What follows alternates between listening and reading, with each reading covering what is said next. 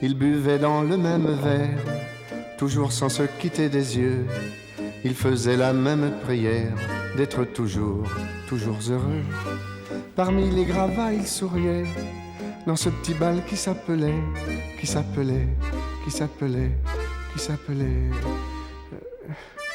Non, je ne me souviens plus du nom du bal perdu. Ce dont je me souviens, c'est de ces amoureux qui ne regardaient rien autour d'eux.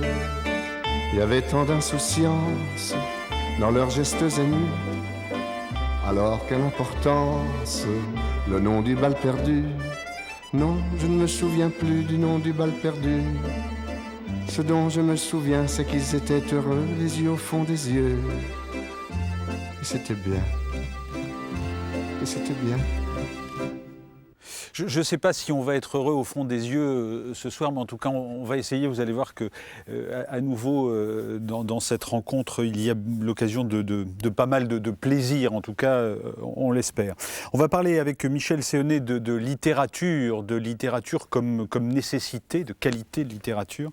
On va parler également de flamenco, d'exigence corporelle et de quelque chose qui fait rêver et qui happe immédiatement quand on regarde Israël Galvan.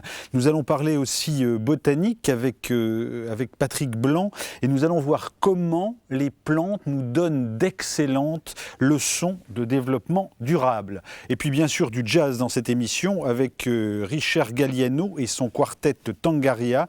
Nouvel album, ça s'appelle Luz Negra. Premier extrait. Eh bien oui, tant mieux, fou rire.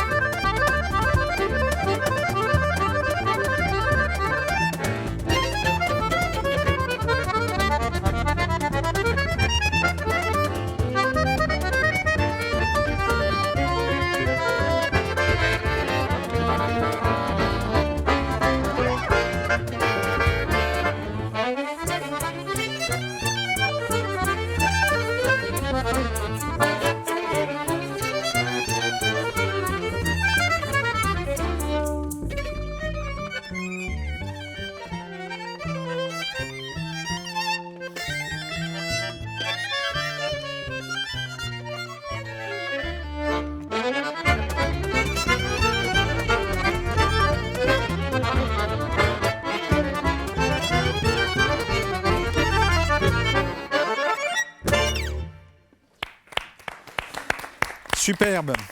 Au violon, Sébastien Surel, à la contrebasse, Philippe Aerts et aux percussions, Raphaël Meigias.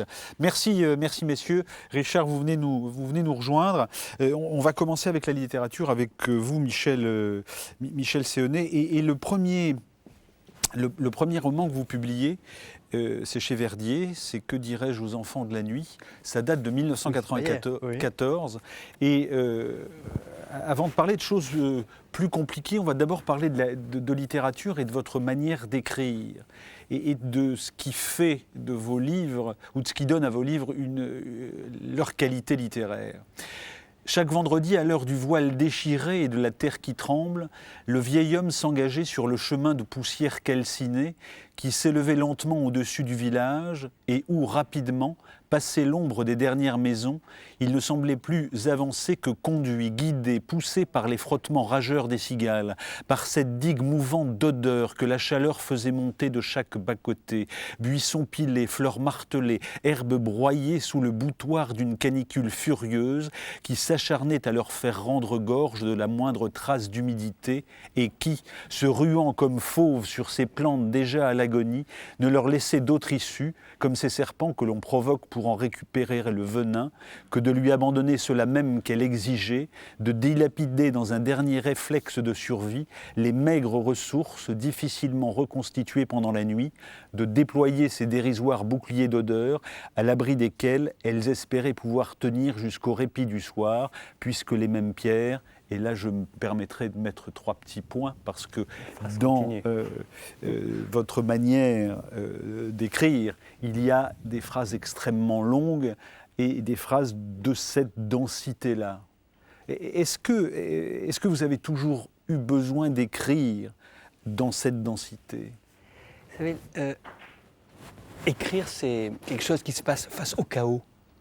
L'impression que si la phrase, la manière d'assembler les mots, c'est une tentative, peut-être désespérée, d'essayer de resserrer les choses, de les reprendre, de faire que ce qui meurt, ce qui disparaît, ce qui s'effrite, ce soit là, ce soit constitué. Et du coup, la tentation d'essayer de leur donner du corps, la peur que le mot, si on le laisse tout seul, un coup de vent le fasse disparaître. Donc, le pari, c'est que, dans ce livre-là, qui est le premier roman que j'ai publié, il y a peut-être d'autres manières après avec lesquelles j'ai abordé la chose, mais qui est que la phrase arrive à tenir face au monde et face à cette espèce d'entropie qui fait que les choses se défont, quoi. Aujourd'hui, la marque du père, chez Gallimard, collection L'un et l'autre, je lis par exemple ceci. La première fois où je suis venu tout seul à Marseille, mais aujourd'hui encore je ne suis pas sûr d'y avoir complètement échappé, ma hantise était de croiser quelqu'un qui m'aurait arrêté en pleine rue, un des anciens camarades de mon père, ou pire, une de ses victimes. Croyant me reconnaître ou me trouvant au moins un air de ressemblance, j'ai connu un Séonnet pendant la guerre. Vous ne seriez pas son... Il m'est arrivé à plusieurs reprises d'hésiter à donner mon nom, notre nom, devant des personnes de sa génération, surtout lorsque c'étaient des juifs. Est-ce que la malédiction porte sur le nom ? Pendant longtemps, je me suis contenté de signer de mon prénom suivi de l'initiale du nom. Et là, on s'aperçoit que la littérature devient une manière de se protéger, une manière peut-être d'expier, une manière de s'autoriser à être. Oui, je ne suis pas d'accord sur le expier ni sur le se protéger. Pour la génération. Oui, je crois au contraire, c'est une manière de s'offrir. Parce que dans un livre, une fois qu'il est là entre vos mains, on est complètement à la merci de votre lecture. Surtout là, dans un livre extrêmement intime, puisqu'il est question donc de la relation avec mon père. Non, c'est plutôt effectivement une impression de mettre les choses en avant. C'est-à-dire que écrire, la vieille idée que ça sert à s'exprimer, c'est pas ça. Ça sert à imprimer, donc à laisser une trace de quelque chose. Et cette trace, elle est obligatoirement dans le geste de l'offrande vers celui qui va arriver à partager. Donc c'est une mise à découvert, une mise à nu. Pour reprendre ce que vous dites, est-ce que ça ne sert pas aussi, et je vous provoque à effacer la trace ? Non. Je crois que justement... À effacer la marque du père. tout mon travail d'écriture, c'est que les traces, il faut les révéler. Et c'est avec cette abondance de traces de notre histoire, de tout ce qui a pu avoir lieu que les choses... dire que l'effacement de la trace est un leurre. Penser qu'il y a un passé est un leurre. Il n'y a pas de passé. C'est-à-dire, nous vivons avec nos histoires, nous sommes faits de strates superposées, et de temps en temps, il y a un bout qui ressort, on ne sait pas d'où il vient, et il vient de quelque chose de très ancien.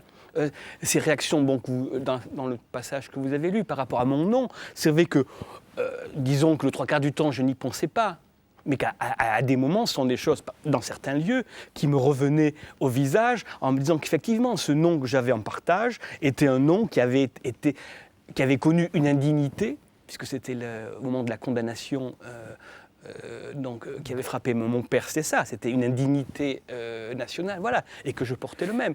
Alors, pour qu'on comprenne, hein, la marque du père, c'est cette inscription, ce tatouage qu'il a sous le bras, qui est un O, comme donneur universel. Et ce O dont vous ne connaîtrez pas la signification pendant votre enfance est en fait un O qui lui a été tatoué quand il a rallié les Waffen-SS au moment de la Deuxième Guerre mondiale. Voilà, dans la division Charlemagne. C'est-à-dire que tous les Waffen-SS avaient le groupe sanguin tatoué sous le bras. Et lorsque, après la débâcle de la collaboration, un débâcle pétainiste, après le débarquement en Provence, donc lui et puis les siens ont quitté Marseille et ont fui, sont réfugiés en Allemagne, les hommes en état de combattre ont été incorporés dans la division Charlemagne, et à ce moment-là a eu lieu justement cette marque du tatouage, qui pour mon enfance était une particularité de mon père et une énigme finalement. Et une énigme, et vous dites ceci, hein, par exemple, votre père vous emmène là où il a été emprisonné après son retour. Sans le dire. Hein, on ne sait pas, on part en vacances. Hein, vous partez en vacances. Voilà. Et votre père organise ses vacances qui vous amènent au Struthof, qui vous amènent là où il a été emprisonné à Pau. Et vous dites la chose suivante, vous dites « Aucune clé secrète, il n'y a rien d'autre à voir que ce que tout le monde peut voir. Ce qui manque, ce sont les mots. On ne dit pas les lieux avec les mots qu'il faut. Certes, je ne manquais pas de mots lorsque je parcourais tous ces lieux, guide en main, et que nous nous chamaillions avec ma sœur pour savoir lequel de nous deux aurait le droit d'en faire la lecture à haute voix. Chaque lieu que nous visitions était en quelque sorte habillé de tout un appareillage de mots censés le rendre visible. Mais ce n'étaient pas les bons. Il existait un autre récit, muet, qui fragilisait chaque lieu, le déstabilisait, mais avant tout le révélait. Et aussi l'usine dans laquelle travaille votre père, où apparemment on a été collaborateur pendant la guerre et où on recycle d'une certaine manière ceux qui ont été condamnés puis graciés. On les emploie. On les emploie. Hein. Bon, mais c'est-à-dire que je crois que c'est là le passage où vous faites allusion, j'essaie de retrouver ce qui, à partir de cette histoire familiale, a fait que je me suis mis à écrire. Et comment le sentiment que les choses avaient une complexité beaucoup plus grande que ce qu'on nous proposait habituellement.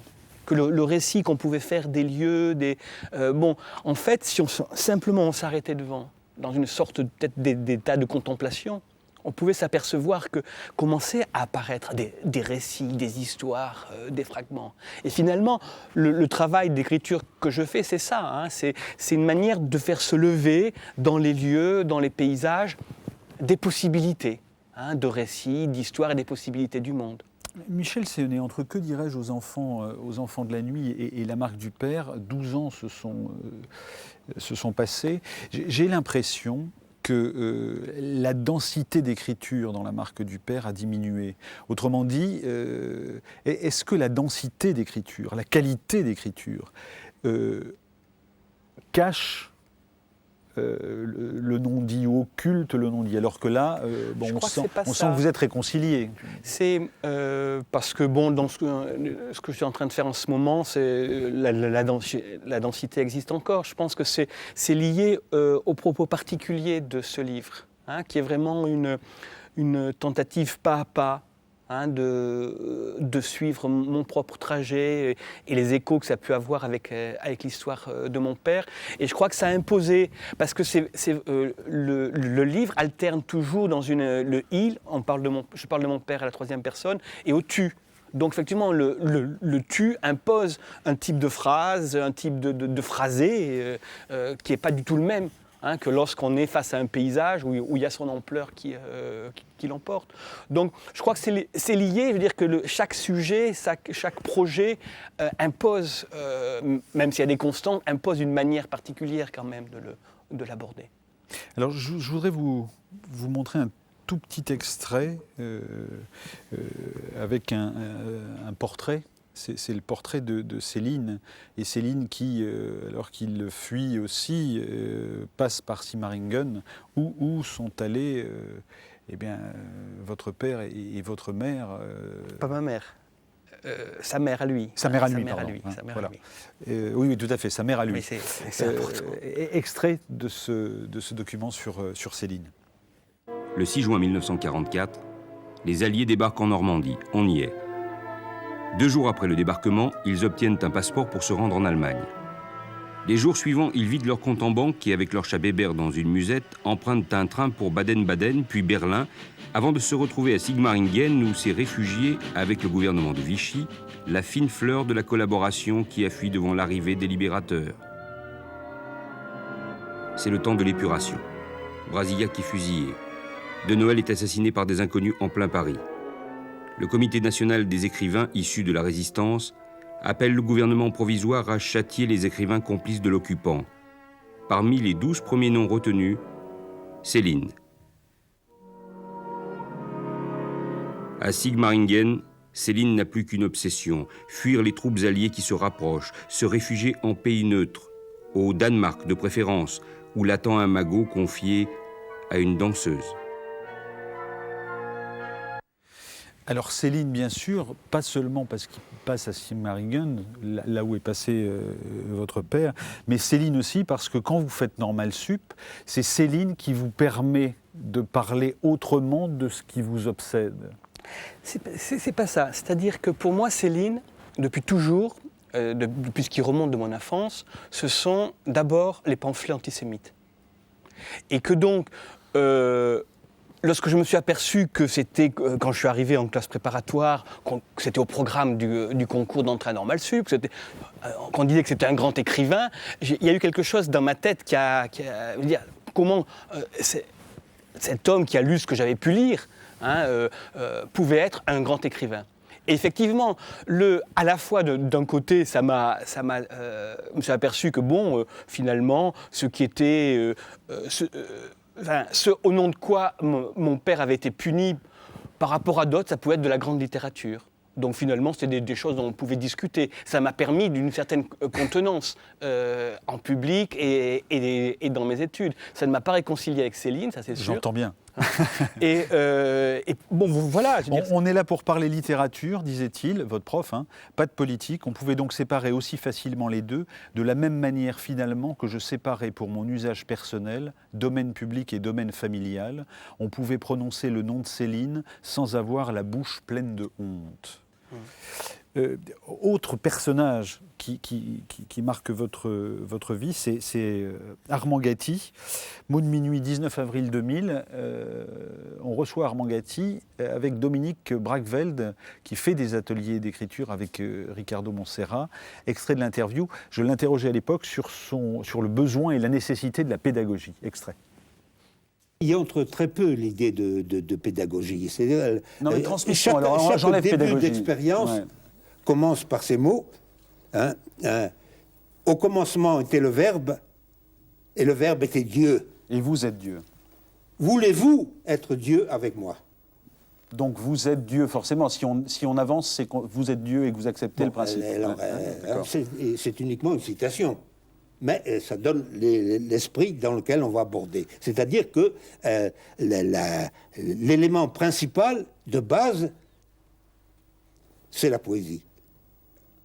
Et c'est pour ça qu'on est tout à fait synchrone avec le sous-commandant Marcos. Lorsqu'il dit... On est au Mexique, hein, pour situer un peu géographiquement. Oui, dans les Chiapas, on est très, très proche, puisque, disons, l'argent de nos spectacles, on l'envoie aux Chiapas. Même. On a fait une petite exception à un moment donné pour les Kurdes, mais disons qu'on ne fait pas des spectacles que nous faisons une marchandise. Ça, c'est le refus absolu. Alors, il y a tout hein, dans Gatti. Il y a la poésie, il y a le fait que vous allez être à côté de lui dans la militance. Il y a ce qu'il vous fait connaître de son travail sur l'extermination des Juifs. Donc là, il y a une manière aussi d'être impliqué et de vous autoriser à voir votre passé. Gatti m'a ouvert le monde. Hein. Je veux dire, j'ai rencontré Gatti, j'avais 19 ans. Voilà, et puis je suis parti travailler, au bout de quelques années, travailler avec lui. Bon, c'est vrai que j'ai découvert, c'est en écrivant ce livre que j'ai réalisé à quel point il était l'antithèse parfaite de ce qu'avait été mon père. Hein, et que si je l'avais su, jamais je ne l'aurais fait, parce que c'était caricatural presque. Et ce qui est extrêmement fort pour moi, c'est que tout ce travail de découverte que j'ai fait avec Gatti, et particulièrement autour de la destruction des Juifs d'Europe, sur lequel j'ai beaucoup travaillé avec lui, sur ses pièces, j'ai découvert le Juif dans les pièces de Gatti, hein, et tout ce patrimoine de cette richesse, tout ça. Et que petit à petit, j'ai pu arriver à un moment à lui parler de mon histoire, à lui parler de mon père. Hein, et je me souviens très bien, quelques jours après le décès de mon père, on part avec Gatti, on va à un festival de théâtre au Caire, on est ensemble dans l'avion et il me dit « Tu sais, un père, de toute façon, c'est toujours un père. Hein » Et je crois qu'il y a ça, c'est-à-dire que le chemin qu'il m'a fait faire était justement pas un chemin de mortification, mais un chemin où la vie, sa vie, il faut la construire avec son histoire. On ne peut pas la construire contre. Sans pour cela s'exempter d'avis, de jugement. Ça, c'est pas la question. Est-ce que c'est la même raison qui vous pousse à être sympathisant de gens comme Klaus Croissant, c'est-à-dire des Allemands, donc des avocats défendant la cause terroriste en Allemagne. C'était un peu plus compliqué que ça dans ces années-là. Bon, et puis aussi, mais c'est il y a longtemps. Des gens d'une génération qui a pu considérer que ses pères avaient exterminé les Juifs. Je crois qu'il se trouve qu'effectivement, mais bon, autour de Gatti, c'est vrai qu'on était lui, il avait beaucoup vécu à Berlin, c'était un ami de Meinhof. Donc, toutes ces choses-là, on les a vécues ensemble. Et pour moi, c'est ce qui m'est apparu. En lisant ce que ces gens-là, ce que certains écrivaient, ils mettaient leur action armée contre l'État allemand en lien avec l'histoire de leur père. Hein, c'était bon, alors tout d'un coup, mon lien avec eux me renvoyait bizarrement à mon père. Hein. Et ce qui était toujours étonnant avec le travail que j'ai pu faire avec Gatti au fil des années, c'est que en permanence, ça me ramenait à l'histoire de mon père, et essentiellement dans le lien que petit à petit j'ai établi avec l'Allemagne. J'ai 3 petites questions à vous poser. Pourquoi est-ce que vous avez demandé l'autorisation à votre père de publier ce livre, que dirais-je aux enfants de la nuit, qui est assez loin de ce qu'il a pu vivre. Enfin, en tout cas, ça pouvait être une autre histoire. Je lui ai fait lire le manuscrit, oui. Et je pense que il ne s'est rien passé, il n'a rien dit. On en a parlé littérature. Hein, ouais. Voilà, mais pas d'autre chose. Et puis j'ai une deuxième question, c'est sur la résilience. Alors on parle beaucoup de résilience. Oui. Est-ce que Gatti est ce qui vous a permis une forme de résilience ? Non. Comme Dietrich Bonhoeffer, qui est ce pasteur allemand pendu à la fin de la Deuxième Guerre mondiale et que vous admirez absolument. Non, ça peut vous étonner, mais je crois que celui qui m'a permis la résilience, c'est mon père. C'est-à-dire, malgré son silence, la manière avec laquelle il ne nous a pas enfermés dans son histoire. Et que ma mère nous dit toujours, tout ce que vous avez fait, c'est grâce à votre père. Dire on a pu partir, faire des choix politiques, faire des choix de vie avec son soutien permanent, alors que, par exemple, quand je suis parti travailler avec Gatti, alors que moi j'avais 19 ans, ma mère, elle, était « qu'est-ce qu'il va faire avec cet homme-là » tout ça, alors que mon père était tout à fait en accord. Donc je crois que ce qui est formidable, et que peut-être finalement ce livre, qui est aussi un livre d'amour par rapport à lui, c'est ça, c'est-à-dire que la manière dont il nous a ouvert l'histoire après, je me souviens très bien de ce qu'il ne voulait surtout pas faire comme son père avait fait pour lui. Et que voilà, et c'est quelque chose de très fort. Donc à partir de là, le terrain est ouvert et il faut avancer, quoi. Pour conclure ceci, petit livre d'heures à l'usage de ma sœur, publié chez Lamourier, votre sœur qui est très malade et qui était très malade. Qui était très malade. Ça va mieux Oui, bon. mieux. Alors bon. Et qui vous a demandé, pour l'aider à affronter ses chimiothérapies, d'écrire pour elle. Et je lis par exemple ceci. La demande de ma sœur serait donc d'un livre d'images pour l'édification d'une non-religieuse en des heures pas faciles. Vous êtes très croyant, elle pas du tout. J'aime bien ce mot d'édification, même si l'usage qu'on en a fait l'a souvent rendu détestable. Édifier, c'est construire, porter plus haut. L'édification, ce serait alors ce qui aide à tenir debout, ce qui aide à se construire. De bonne Hofer. J'ai depuis longtemps épinglé au mur du bureau cette citation. Vous aimez les citations. Nous avons besoin non pas de génies, de cyniques, de contempteurs, de tacticiens raffinés, mais d'hommes simples, humbles et droits. Notre force intérieure serait-elle assez grande pour résister à ce qu'on nous impose? Ça, l'édification non religieuse. Devenir simple, humble et droit. Ailleurs, il dit simplement être un homme. C'est la magnifique phrase de Matisse en 1939, après la débâcle. Il dit « Si tout le monde avait fait son travail comme Picasso et moi, on n'en serait pas là. » Voilà, simplement où on est, faire son travail d'homme. Et déjà, beaucoup de choses sont... Je demande en général à chacun d'entre vous d'apporter un objet qui aussi le caractérise. Vos objets ce sont tous des objets dont il est question dans le petit livre d'heures. Oui. Donc c'est les galets. Les galets, je suis de Nice. Et puis les marrons, oui, les marrons, exact. Voilà, les marrons, et puis les petits coques d'eucalyptus qui sentent extrêmement bon, qui ont cette ouverture particulièrement évocatrice. Et voilà, c'est des objets que j'ai en permanence, et lorsqu'il s'est agi d'écrire sur ce qui me permettait de tenir, c'est vrai que le galet m'aide à tenir. Quand j'étais gosse, le nombre d'heures passées sur la plage, j'étais bègue, donc à essayer de parler sur la mer avec des galets plein la bouche. J'ai toujours des galets autour de moi. Et le marron, c'est aussi quelque chose de formidable. C'est-à-dire que chaque année, le premier que je vois qui est tombé, je le ramasse, je le mets dans la poche, et on va voir s'il va passer tout l'hiver avec moi, quoi. Donc, tous ces objets, chacun, il y a un texte dans ce livre-là, mais Gatti parlait de Marcos tout à l'heure, ça m'a fait rire, parce qu'il y a aussi dans ce petit livre d'heures, il y a un texte sur Marcos, qui dit cette phrase très belle, c'est que... Et sur les justes aussi. Les fleurs, c'est comme l'espérance, il faut les arroser. Patrick Blanc, comment est-ce que vous sentez ce témoignage dont on trouve l'essentiel dans les livres qu'on a évoqués assez rapidement?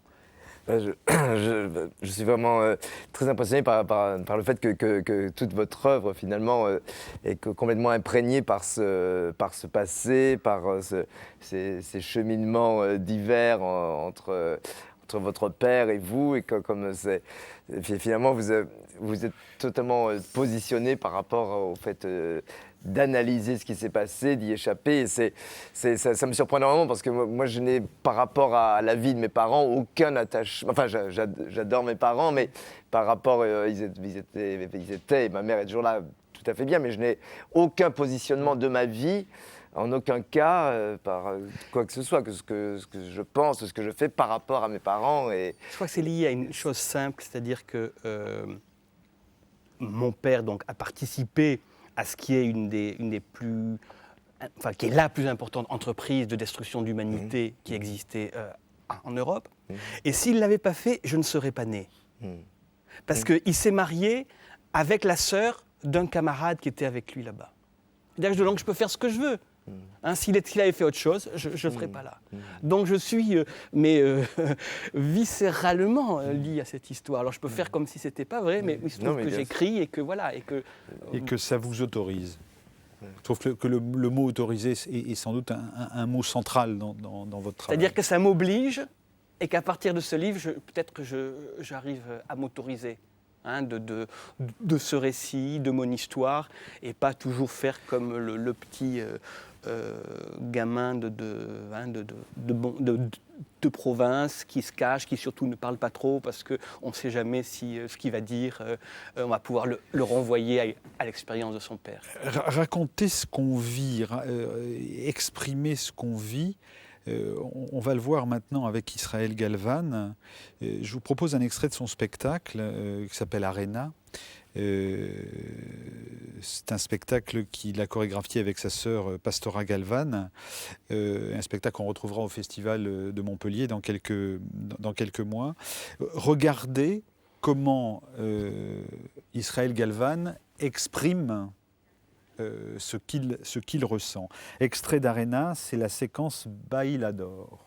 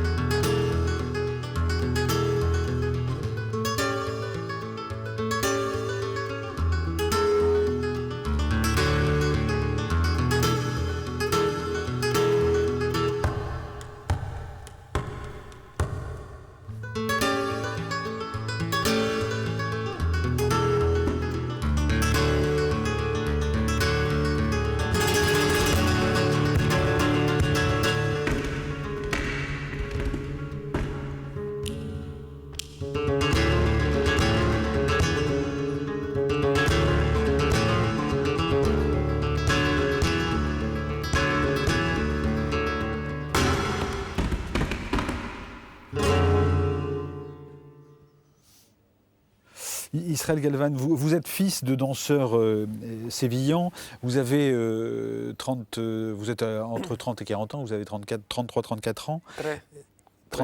33, l'âge du Christ.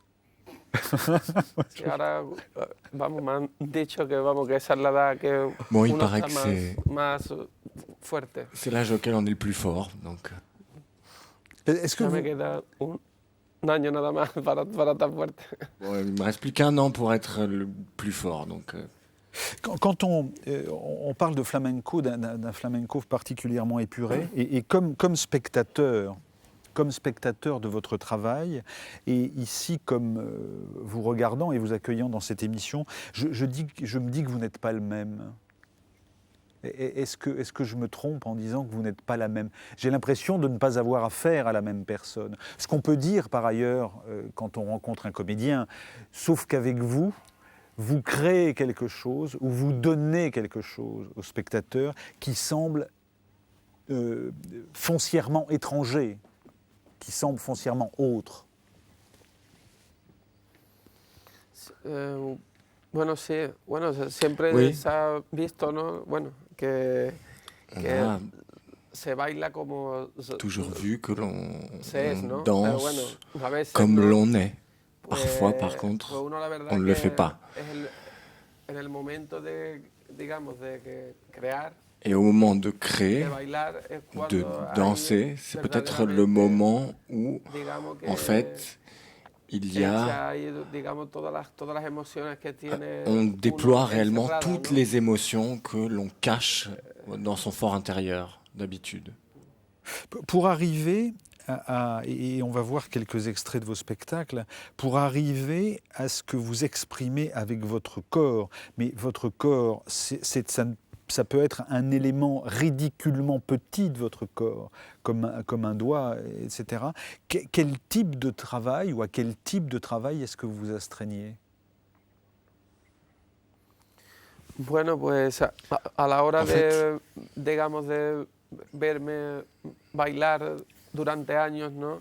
J'ai dansé pendant des années. Bueno, digamos que el cuerpo mío, ¿no? Et pues me lo voy au bout d'un certain nombre d'années, je travaille mon corps comme s'il s'agissait d'une sculpture. Donc je me rends compte au fur et à mesure qu'il y a des parties qui sont comme mortes, des parties mortes qui sont pourtant, qui font partie de mon propre corps.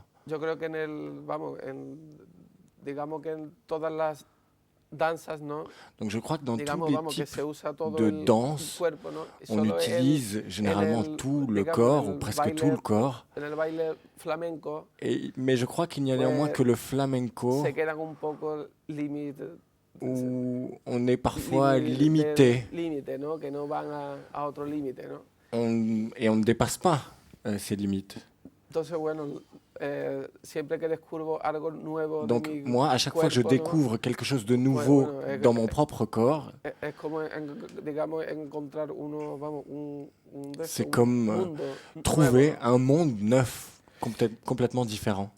Georges Didier Huberman, le danseur des solitudes, c'est vous le danseur des solitudes, c'est publié aux éditions de Minuit. Il dit par exemple ceci, par rapport à votre corps, ce n'est pas un corps soucieux de soi, du moins à première vue, il ne cherche pas à corriger ses défauts, il accepte sa singularité. On commencera donc par remarquer les épaules dissymétriques, le plutôt gros cul, le ventre en avant, la stature rablée, les mollets puissants, la tête qui a tendance à toujours chercher de l'avant, l'étrange profil du nez, toute l'imagerie andalouse de l'élégance est battue en brèche. Il suffit de comparer la stature d'Israël Galvan à celle du bel Antonio El Pipa par exemple, toute la pose de défi, caractéristique supposée commune aux danseurs de flamenco et aux matadors de taureau, fait place à une sorte de bloc, un simple bloc, un bloc de simplicité. Je précise que ce critique vous admire, hein, et que ce que je viens de lire fait partie de son admiration. Deuxième extrait d'Arena, et on regarde votre corps, on va focaliser sur votre corps, c'est la séquence Granaino, extrait.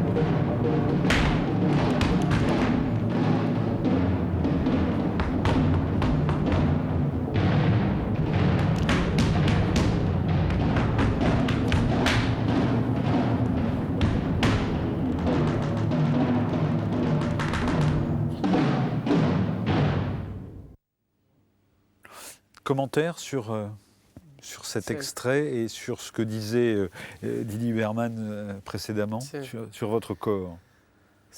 Sí, bueno, la forma de bailar mía, ¿no? Ma façon de danser, c'est vrai en tout cas, je n'essaye pas d'être beau ou de paraître beau. Dans le flamenco, on a le danseur typique qui rappelle un peu le torero andalou, avec les cheveux un peu plaqués comme ça en arrière. Donc je crois que la tentative de danser, c'est toujours essayer de montrer ce qui est merveilleux dans la danse. Moi, je montre l'autre côté, ce qui est peut-être moins beau, ce qui est l'horreur, et pourtant utiliser cette horreur et ce qui est moins beau pour trouver des aspects positifs, ressortir le positif du lait. Voir Galvan danser, c'est découvrir à l'échelle de tout un corps le conflit même de la fluidité et de l'accentuation. C'est voir quelqu'un qui s'est forgé, à quel prix, nous ne saurons pas. Il serait d'ailleurs inélégant d'essayer de savoir. Un grand art de la disjonction. Est-ce que vous êtes d'accord avec l'idée qu'il y a disjonction dans votre travail entre la fluidité et ces points sur lesquels vous insistez ?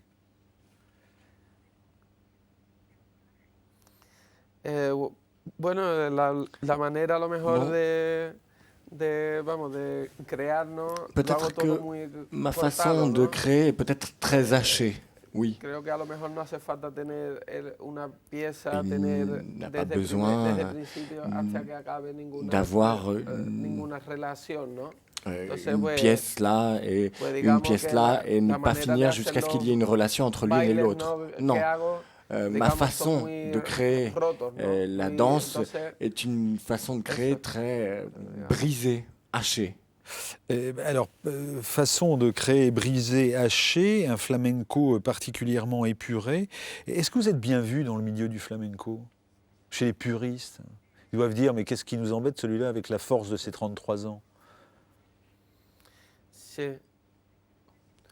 Bueno, los puristas Je crois que les puristes me connaissent d'avant déjà. J'ai eu, à mon avis, plusieurs cycles, plusieurs étapes dans ma vie. Donc avant, je dansais de manière beaucoup plus classique, pour ainsi dire. J'ai également un père très orthodoxe en ce qui concerne la danse. Donc il a fallu que je lutte contre ma propre famille. Il a fallu que je tue peut-être à mes parents d'une certaine manière, que je les tue artistiquement. Bon, donc je crois que les critiques, ils ont vu mon évolution. Je suis parti du classique et petit à petit, en fait, à chaque fois que je fais un spectacle nouveau, je change moi-même. Je change ma technique. Oui, je change à chaque fois de technique. Je ne suis pas le même danseur, bailaor, d'un spectacle à l'autre. Donc, je pense que la majorité des critiques m'appuient, je leur plais. Bon, peut-être il y en a deux qui ne m'aiment pas tant que ça, mais bon, ce sont deux critiques de Séville qui critiquent parce que de toute façon, ils m'ont toujours critiqué, ils vont continuer à me critiquer parce que sinon, ils ne seraient pas eux-mêmes. Bon, il y a des critiques qui se croient eux-mêmes artistes. On sait bien, quand on regarde vos spectacles, on sait bien que vous partez des racines, enfin, vous les avez, les racines, vous les incarnez, alors vous les transcendez. Vous les transformez, c'est clair. Il y a des choses qui surprennent dans vos références. Par exemple, il y a Stanley Kubrick, votre ami Pedro Romero, qui est chorégraphe, dit que finalement vous êtes plus intéressé par le football ou par Stanley Kubrick que par les canons du flamenco. Con lo de Kubrick y eso, a mí me gusta mucho el cine, ¿no? Entonces, c'est que moi j'aime le cinéma en général. J'aime beaucoup le cinéma. Donc pour essayer de mettre en place une danse, j'utilise parfois l'esthétique ou le rythme d'une scène cinématographique, la façon de couper un film. Donc le film de Stanley Kubrick 2001, l'Odyssée de l'espace, m'a inspiré pour faire une farruca, qui est un type de danse. Et il y a également un réalisateur qui travaille beaucoup sur les gestes, c'est Pasolini. Et moi, quand je vois un Pasolini, je vois de la danse. Et le foot, bon, il y a beaucoup de mouvements dans le foot, mais c'est du geste. C'est peut-être tout simplement redevenir une personne, flotter en tant que personne en regardant le foot. 3 de votre spectacle, La Edad de Toro, Tabula Rasa, Metamorphosis. On regarde vos manières de faire.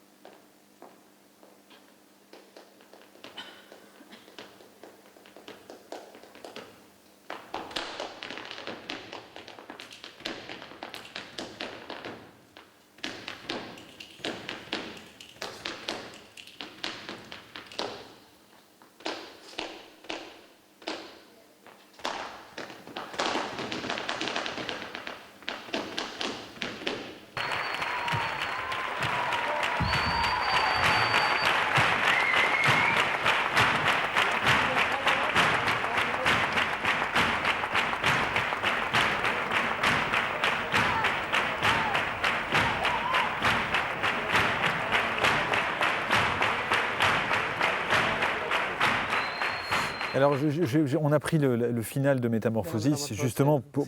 C'est la fin. Un final feliz. Ouais, une fin heureuse. Une fin heureuse de cette métamorphose. Mais sûrement pour dire aussi qu'il y a la notion d'équipe et que vous travaillez très largement avec une équipe et avec des amis. Sí, bueno, yo tengo un amigo, ¿no? Vamos, que escribe, ¿no? Un ami qui écrit. Vamos, se llama Pedro G. C'est Pedro G. Bueno, la verdad que desde que lo conocí, ¿no? Pues, depuis que j'ai fait sa connaissance, digamos que todas las ideas que, eh bien, que tengo en la toutes les cabeza, idées digamos, qui sont dans mon esprit, dans ma tête, je les écris plus ou moins, comme ça, à la va-vite, et lui, il en tire quelque chose de plus clair. Le livre « Le danseur des solitudes » se termine par ceci. Comment s'étonner aujourd'hui devant la chorégraphie si profondément tauromachique d'Arena, devant ces gestes si découpés, si suaves pourtant, qu'Israël Galvan nous fasse don d'une saveur du temps, où se reconnaît bien quelque chose comme une contemporaine naissance de la tragédie. Voilà ce qu'on dit de vous. Et qu'est-ce que vous avez apporté avec vous? Quels sont ces objets que vous avez avec vous? Bueno, trae una cosa así, vamos, j'ai amené quelque chose qui est un peu un clin d'œil. Muy íntimo, vamos, que soy tímido, entonces je suis quelqu'un de très timide, donc faire face au public pour moi, c'est quelque chose de très difficile. Ma mère, mon père sont danseurs et depuis que je puisse m'en rappeler, quand j'étais petit, là où ils allaient danser, moi je sentais toujours une odeur à lac.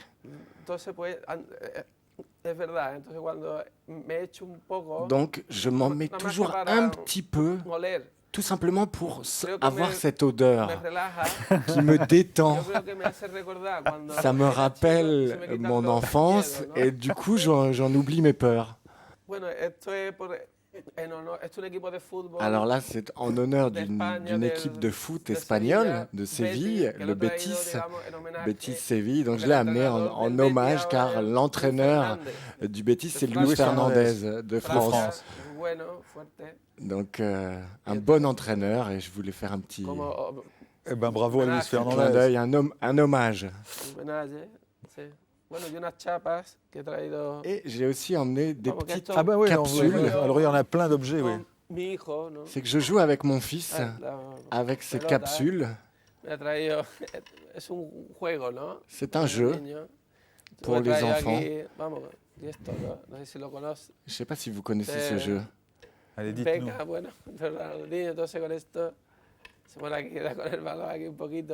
C'est un peu comme jouer au foot. Le petit, oui, avec balle, chaque capsule représente un joueur. Ça c'est Beckham. Et voilà Ronaldinho du Barça. Il y a des figures à l'intérieur. Il y a Beckham et un du Betis, bien sûr. Richard Galliano, qu'est-ce que vous pensez de cet artiste? Je suis très intéressé par ce qu'il raconte. J'aime beaucoup le flamenco traditionnel ou d'avant-garde. Je trouve qu'il y a une force magnifique dans cette musique. Et même dans ma formation, il y a un petit apport avec le percussionniste Rafael Mejias, qui est originaire de Venezuela, qui utilise le caron, qui est surtout utilisé pour le flamenco. Et puis aussi cette chose proche du trois temps qu'on utilise dans le flamenco et aussi dans la valse musette ou jazz. Donc moi, je me nourris de toutes ces influences-là. Et je vous voyais, sinon battre la mesure, en tout cas être très attentif à la manière dont... Ah oui, tout à fait, oui. Mais très souvent, déjà, je pense beaucoup à la danse lorsque je joue, parce que je pense que c'est un ingrédient très important dans la musique. Avant tout, il faut donner envie de danser. C'est la chose importante pour un musicien de bal, par exemple, ou même dans la musique classique. Je veux dire, Bach a écrit des danses et quelquefois elles ne sont pas toujours jouées dans le bon sens. Et donc souvent, j'imagine souvent, par exemple, j'ai une formation aussi un septet où on joue essentiellement la musique de Astor Piazzolla. Et je pense très souvent, pour phraser justement, pour prendre le temps, à un couple de danseurs et pour la sensualité, puis aussi le rythme, quoi. Pour moi, c'est vraiment très important. Je signale que vos spectacles sont en France, notamment la nouvelle création, l'Apocalypse, Apoc 17.5, qui sera donné au Festival Antipode de Brest, c'est le 2 mars. Et j'ai noté que vous êtes un lecteur attentif des textes sacrés. Michel Séonnet, comment est-ce que vous avez entendu C'est une danse sacrée, le flamenco. Non, je suis très ému parce que j'ai découvert la musique flamenco avec Georges Didier Huberman, parce qu'on était ensemble à l'université, et c'est un bon joueur de guitare. Hein, voilà. Et bon, je trouvais ça touchant, quoi. Et puis, non, il y a une... Et, enfin, plus ce qui est magnifique avec le flamenco, c'est que c'est une musique universelle. Hein, que de dire depuis l'Inde jusqu'au Maghreb, bon, il y a une espèce de brassage qu'on oublie.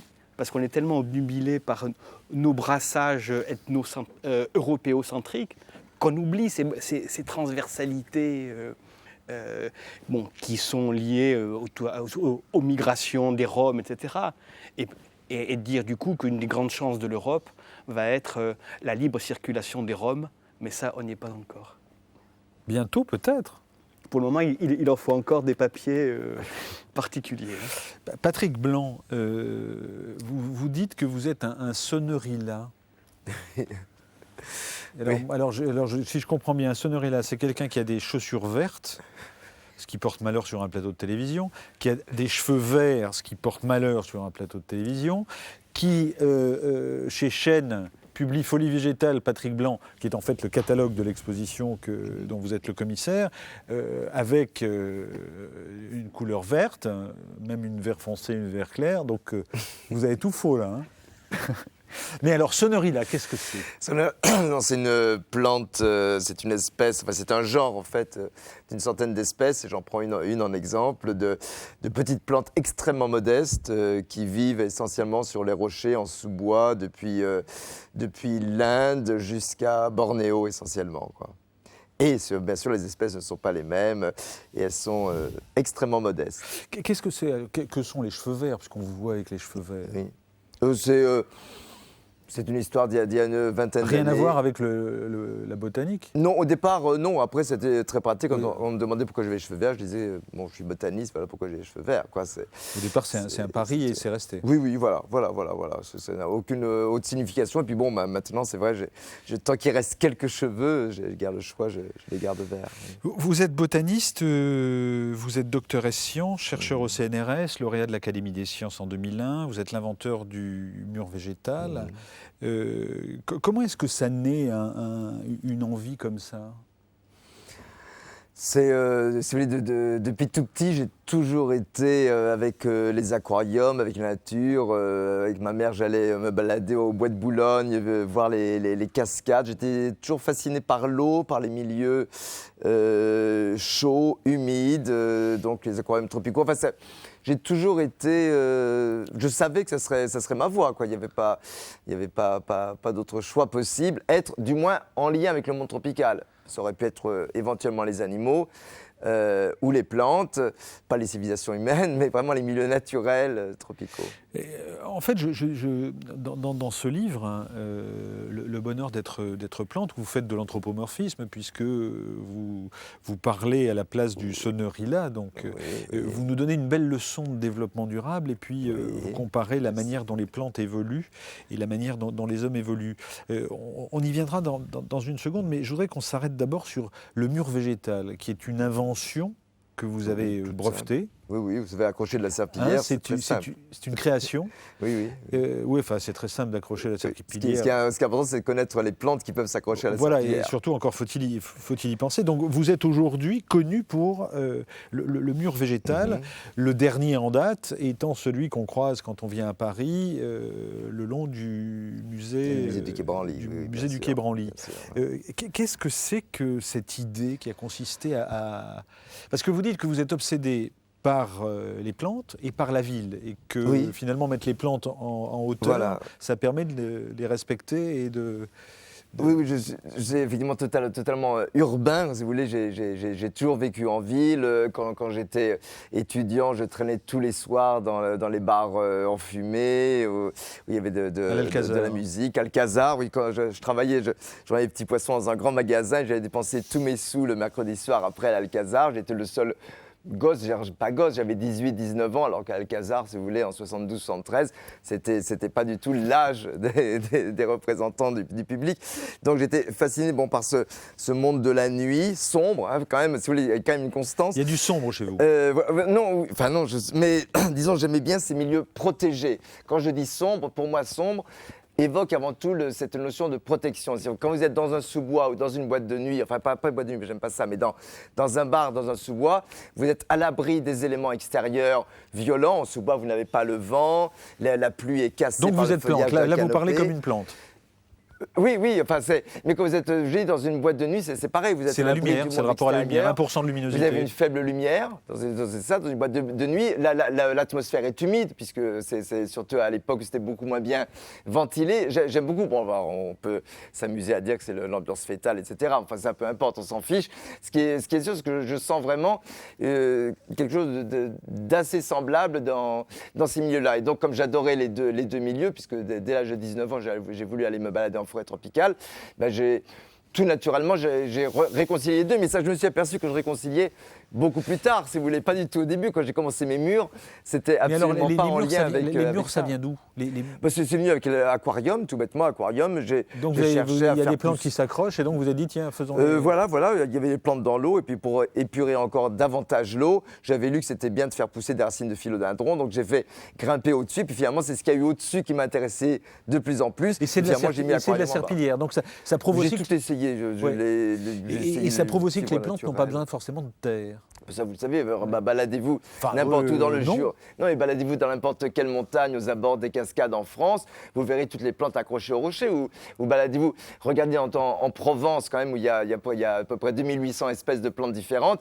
Les 2800 espèces de plantes qu'il y a en Provence, pour la plupart, sont des petites plantes accrochées au rocher, où il y a juste une fine pellicule de sol, ou même pas de sol du tout. Donc même pas besoin d'aller sous les tropiques pour faire ça. Bien sûr, sous les tropiques humides, et particulièrement en sous-bois de forêt, comme il y a peu de stress par rapport au vent à trop de lumière, les plantes deviennent plus grandes, plus foisonnantes. Mais ce phénomène pour une plante de vivre hors du sol, vous savez, c'est nos vieux machins judéo-chrétiens qui nous disent que la terre est nourricière et qu'il faut mériter les plantes à la sueur de son front, etc. Non, les plantes se débrouillent très très bien.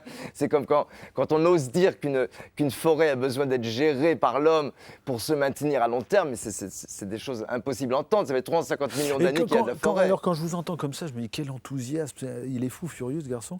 Non, je plaisante, mais l'écologie pour vous, ça a existé depuis que vous êtes tout petit, enfin, ce rapport à l'évidence de la nature. Bien sûr. Vous dites par exemple, ceci, dans Le bonheur d'être plante, alors c'est publié chez Marencel Édition. Comme quoi notre immortalité potentielle, les plantes sont en général immortelles, contrairement aux humains, ou en tout cas elles ont une capacité de traverser les générations tout à fait exceptionnelle. Ne nous empêche pas de toutes mourir ensemble sous un bulldozer. Finalement, les gros dinosaures herbivores se contentaient d'un petit cerveau pour animer leur gigantesque masse et nous dévorer ou nous écraser sur leur passage, ce qui a pu participer en retour à leur disparition, alors qu'il a fallu quantité d'énormes cerveaux humains pour créer et animer ces bulldozers dont l'impact reste pourtant quelque peu comparable à celui des dinosaures. Mais peut-être eux aussi disparaîtront-ils avant de nous avoir totalement exterminés. Oui, non, mais c'est vrai que j'ai aucune admiration pour l'intelligence au sens classique du terme. C'est pour ça que je m'amuse à comparer justement ces masses de cerveau pour faire des bulldozers à un petit cerveau dinosaure qui arrive tout à fait au même résultat. L'intelligence, c'est quelque chose qui ne m'a jamais fasciné. Autant l'imagination, des formes de sensibilité, des créativités, comme ce qu'on voyait. D'ailleurs, j'étais fasciné lorsque vous évoquiez cette façon de voir votre corps évoluer avec le temps et de redécouvrir des nouvelles zones du corps à exploiter au fil du temps. Et ça, c'est vraiment je crois la source de la vie et justement le fait de perdurer, qu'il s'agisse de plantes ou d'artistes. Beaucoup de plantes, par exemple, justement au fil du temps, vont avoir tout d'un coup moins d'énergie et du fait qu'elles ont moins d'énergie, elles vont se développer moins en hauteur. Mais du coup, si les tiges se couchent, elles sont capables de s'enraciner, elles inventent d'autres modes de croissance du fait qu'elles ont moins d'énergie disponible. Et ce que vous disiez tout à l'heure par rapport à votre travail sur l'évolution de votre démarche artistique par rapport à l'évolution de votre propre corps, ce sont ça les vraies règles de vie et de l'art. Et on n'est pas du tout dans les problèmes d'intelligence, on est bien dans des choses bien plus intéressantes. Et donc les plantes n'ont pas attendu Nicolas Hulot, surtout le Sonorila. Il dit par exemple ceci, le Sonorila: nous ne craignons donc pas d'adopter des phases de décroissance puisqu'il s'agit d'une régression adaptative garante de notre survie. Certaines d'entre nous, dans des sites particulièrement sombres comme les abords d'une grotte, restent d'ailleurs toujours à ce stade régressé, une sorte d'étiolement adaptatif, et cela leur convient d'autant mieux qu'elles ne risquent pas de rencontrer des compétiteurs. Ainsi, au fil du temps, nous alternons phase de déploiement et phase de régression en fonction du niveau des ressources disponibles. On peut donc se répéter sans radoter. Ce que nous faisons ainsi à travers un seul individu, la plupart des arbres et des animaux ne peuvent le tenter qu'à travers des générations successives. Et là, vous nous dites une chose, c'est formidable, c'est-à-dire que la question qui est posée aujourd'hui à l'espèce humaine, c'est de réussir des phases de décroissance. Oui, ça... Évidemment, le problème, il y a évidemment tous les problèmes d'écologie que l'on connaît, mais il y a quand même un seul vrai problème quand même sur la Terre, c'est qu'on est quand même infiniment trop nombreux. Alors bien sûr, il n'est pas du tout question d'éliminer les gens, mais on peut quand même réfléchir à des politiques de décroissance sur les petits siècles qui viennent, parce qu'il faut bien sûr que chacun économise l'énergie, mais il faut surtout économiser le nombre de gens qu'il y a sur la Terre. 6 à 7 milliards, c'est quand même infiniment trop, même pour les peuples qui consomment infiniment moins d'énergie que nous. Vous n'êtes pas darwiniste, hein, vous dites... Si, le darwinisme bien compris, mais le darwinisme mal compris, à savoir qui évoque le fait que ce sont les individus les plus forts, les plus puissants qui s'en sortent, c'est quand même ce qui est très classiquement résumé, ça va être le mâle le plus beau, le plus performant qui va se choper toutes les femelles, etc. Alors que bon, il y a quand même des choses évidentes, c'est que l'individu le plus voyant, le plus puissant, est du coup évidemment plus facilement la proie quand même des prédateurs, puisqu'il n'y a pas que les femelles qui vont le voir, il y a également les prédateurs. Et puis le fait d'être plus petit, si vous voulez par exemple, quand vous êtes une plante et que vous allez vous poussez par exemple sur le sol, que vous avez des graines de quelques millimètres, ces graines peuvent germer sur le sol, mais si tout d'un coup, parce que vous êtes chétive, vos graines ne font plus qu'un demi-millimètre, parce que vous avez peu d'énergie disponible, c'est-à-dire ou peu d'eau, ou peu de lumière, ou peu de sels minéraux. Mais qu'est-ce qui se passe? Une minuscule graine, presque à l'état de poussière, du coup, elle peut s'accrocher à des mousses qui tapissent les rochers et avoir accès à un nouveau milieu, alors que les parents n'ont droit qu'au sol forestier, mais du fait que les graines sont légères, elles peuvent coloniser des nouveaux milieux. Donc pourquoi le plus fort, le plus vigoureux aurait plus de chances de s'en sortir? Non, ça repose sur des bases, je trouve, conceptuellement totalement absurde. Le plus faible a tout à fait autant de chances de conquérir un nouveau biotope disponible que le plus fort, sinon plus. Vous êtes convaincant. Hein.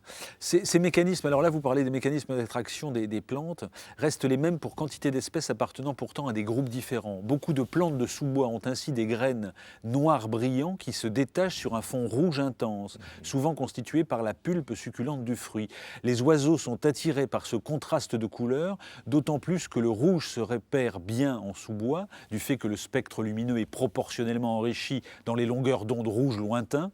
Cette attirance pour la nourriture rappelle étrangement l'attirance sexuelle des hommes pour les belles de la nuit. Elles ne s'y sont pas trompées puisqu'elles ont souvent choisi la jupe noire et le chemisier rouge vif afin d'être immédiatement repérables. Alors les plantes sont extrêmement intelligentes puisque elles se font manger par les oiseaux pour que les oiseaux aillent déposer les graines. Oui, bien sûr, c'est les principes de dispersion des graines. Il faut bien que tout individu puisse aller ailleurs, mais c'est vrai que à mon avis, c'est vraiment pas une absurdité que de faire ce parallèle avec les prostituées, puisqu'on est vraiment sur les mêmes. En plus, on sait que les oiseaux, de ce qu'on en sait, et les hommes ont des types de vision qui sont pas totalement éloignés. Donc. Folie végétale, Patrick Blanc, ça c'est l'exposition dont vous êtes le commissaire. Oui. Quels sont les 2 ou 3 éléments que vous avez voulu nous montrer dans cette exposition? Là, si vous voulez, justement, là, quand j'étais invité à l'Espace Électron, c'était à la suite de mon petit livre, Le bonheur d'être plante. Et c'est Serge Pouzviel qui s'occupait de l'espace qui m'avait dit, écoute, ce que tu racontes là par rapport justement à ces plantes qui s'en sortent bien mieux que l'on pourrait le croire dans des conditions difficiles, ça serait bien peut-être de le montrer. Et donc j'ai dit, oui, ok, donc j'ai voulu dans cette expo montrer les plantes qui vivent dans des milieux auxquels on ne s'attend pas à les trouver. Donc par exemple des entrées de grottes où elles pendent à partir du sommet, comme elles pendent aussi des grandes branches obliques. Ou quand elles sont dans des courants. Dans des ruisseaux, dans des torrents très ou des rapides, elles ont des adaptations extraordinaires. Les graines sont capables en une fraction de seconde pour les podostémonacées de se coller immédiatement au rocher. Les feuilles rubanées permettent de rester au courant. Ne parlons pas bien sûr de toutes les plantes de sous-bois qui, elles, donc avec 1% de lumière, ont développé quantité de stratégies de croissance pour l'utiliser au mieux. Donc j'ai voulu montrer que finalement la vie des plantes, la vie tout court, est possible dans à peu près tous les milieux, pour peu qu'il y ait justement les réponses adéquates. Voilà. Un mot sur vos ongles. Oui. Ils sont très longs. Là, en ce moment, ils sont longs. Là, je suis content d'eux. Là.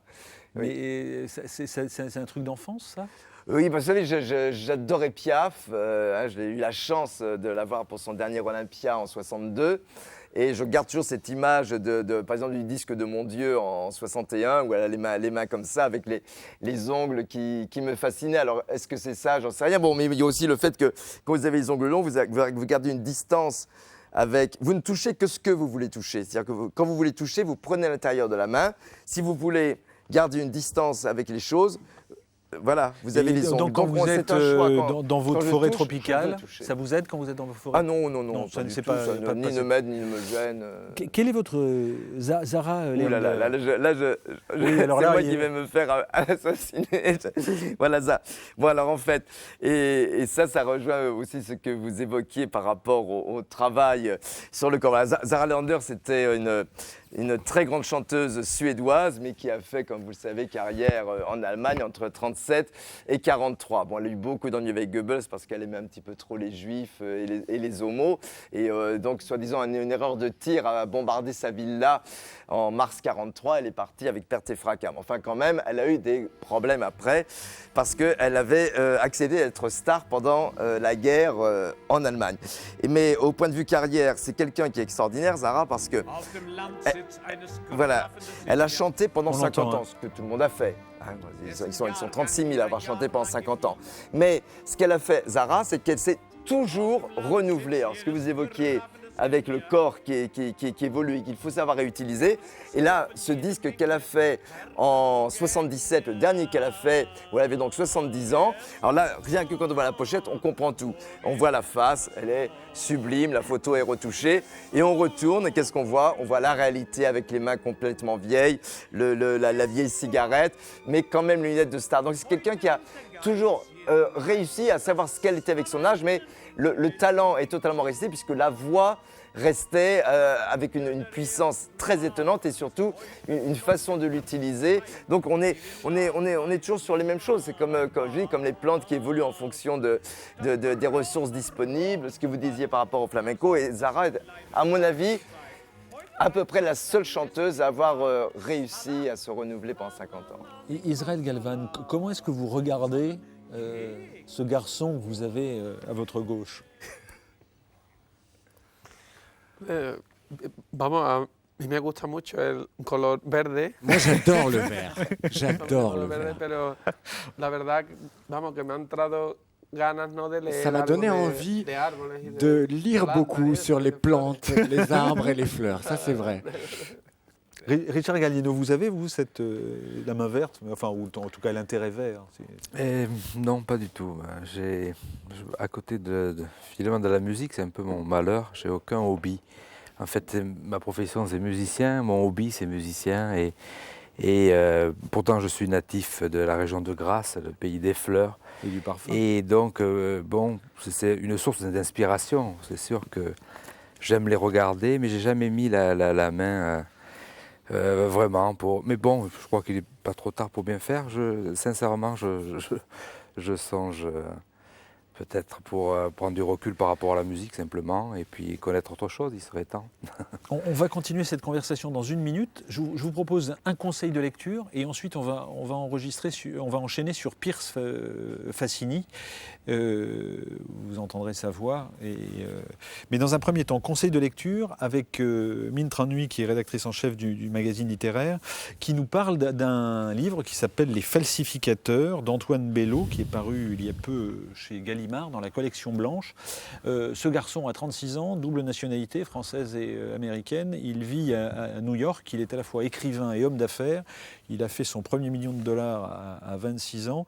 Par ailleurs, il fait beaucoup dans le polar ou dans la littérature policière. Côté littérature, il s'est fait repérer par un polar, c'était Éloge de la pièce manquante, c'est peut-être été publié à la Série Noire, et cette fois-ci on le retrouve avec un nouveau livre, plongé dans une société secrète, et c'est le premier tome d'un triptyque à venir. On écoute Minh et ensuite on enchaîne sur la musique. Alors voici ce que les Américains appelleraient volontiers un page-turner, puisque les falsificateurs, en fait, une fois qu'on les a ouverts, on ne les referme plus, et les 500 pages défilent à une vitesse stupéfiante.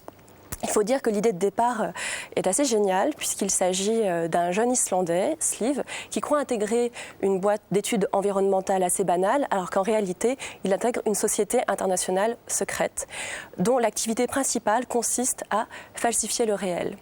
Alors falsifier le réel, il s'agit aussi bien de créer une nouvelle espèce de poisson que de redécouvrir un artiste de génie de la Renaissance qui en réalité n'a jamais existé, ou encore de changer la face de l'histoire en établissant que Christophe Colomb n'aurait pas découvert l'Amérique. Et tout se déroule en 2 temps. Il s'agit d'abord de pondre un scénario, un mythe, et ensuite de le rendre crédible en falsifiant les sources telles que les journaux d'époque, les registres, les dossiers. Alors on est entre le thriller paranoïaque avec la théorie du complot et le roman initiatico-philosophique, puisqu'on suit les aventures d'un jeune Candide au sein d'une entité dont il ignore tout. Et c'est un livre qui finalement est un mélange d'étonnant, d'inventivité, de drôlerie et de suspense. C'est à la fois très très ludique, puisqu'on va de scénarios improbables en imposture historique, et dans le même temps c'est assez inquiétant, puisqu'on ne connaît pas les buts réels de cette organisation dont l'art consiste à manipuler les idées, les mots et les pensées de la plupart de l'humanité. Et c'est aussi, et ce qui m'a le plus plu personnellement, une métaphore de l'activité de l'écriture, puisque qu'est-ce qu'écrire sinon donner au mythe et à la fiction l'aspect du réel et de l'authentique.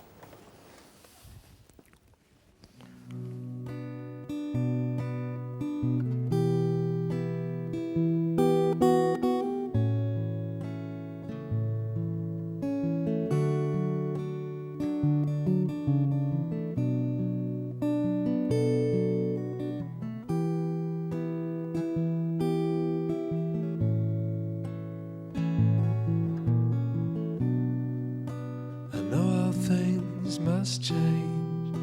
How could they stay the same? The pictures slip the frame.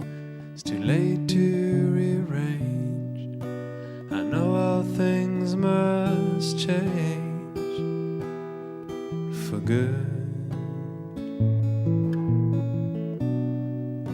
I tried so hard to be the one you dreamt you'd see. Made a prison out of me when you asked to be set free. I know all things must change for good. The taste of tears and long gone years spin perfect lives to hypnotize.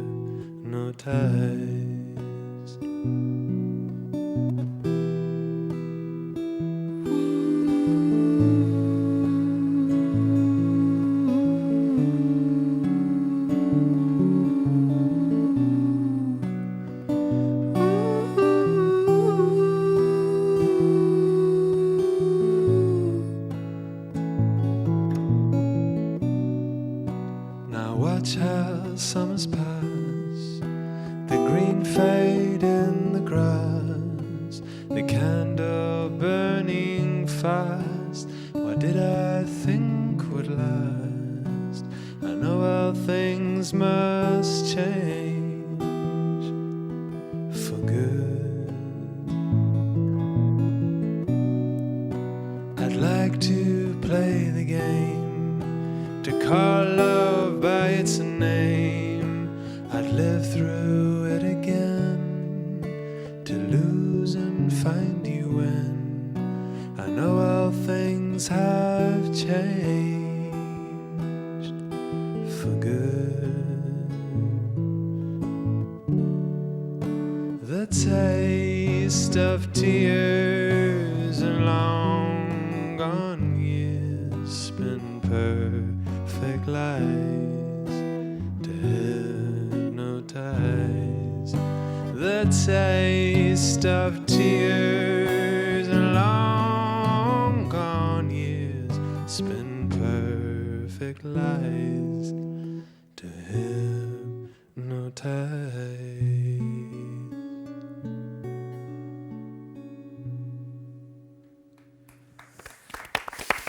Merci Piers Fascini, Tyrant Sky. Merci d'avoir été sur ce plateau. Richard Galliano, on continue avec vous et on n'a pas résisté au plaisir d'un petit document qui date de 1970. L'émission s'appelle Accords d'accordéon et vous interprétez Caprice Mazurka. Est-ce que vous en rappelez ? Ah oui, regardez. C'est très loin. Richard Galliano, il y a un peu de temps. Ah oui, oui. Extrait.